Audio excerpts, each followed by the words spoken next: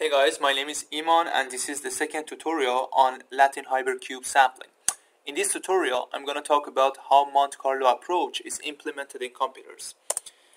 Basically, for each sample, first, computer will generate a random number between 0 and 1. And then, that number will be assigned to a value using cumulative probability distribution curve. Here's an example. Again, for the first step, computer will generate a random number between 0 and 1. For example, let's say 0.5. And then that number will be assigned to a value using cumulative probability distribution. So another example, generate a random number and then assign it to a value. Another example. So basically for each sample, first, computer will generate a random number between 0 and 1.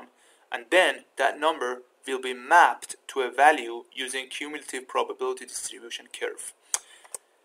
Just remember, each sample is entirely random. What does that mean?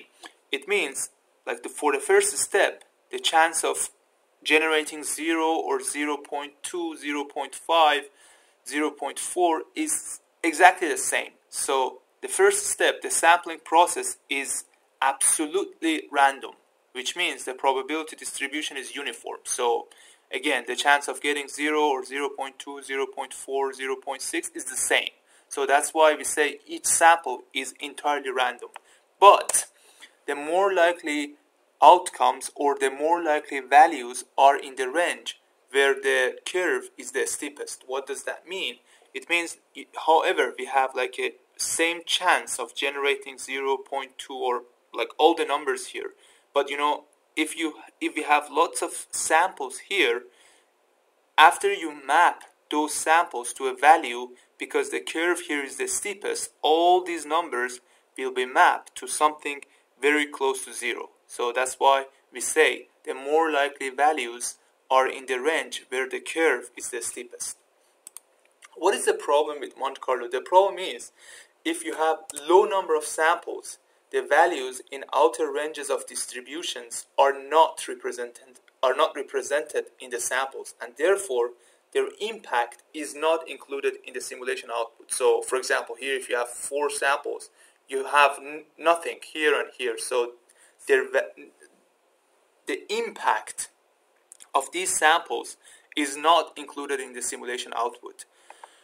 To deal with that problem, you need a large number of samples. So remember, whenever you work with Monte Carlo, you need to have a large number of samples to have a good representation of probability distribution. Basically, when the number of samples is low, the sampling set is not a good representation of the probability distribution. So that's why whenever you work with Monte Carlo, you need to have a large number of samples.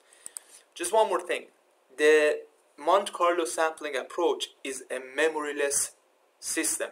It's system doesn't have any memory. So each sample point is generated without taking into account the previously generated sample points. So again, Monte Carlo sampling is a memoryless system. I'm going to talk about this concept again when I'm talking about Latin Hypercube sampling. So in the next tutorial, I'm going to show an example of Monte Carlo sampling approach. Thanks for watching this tutorial.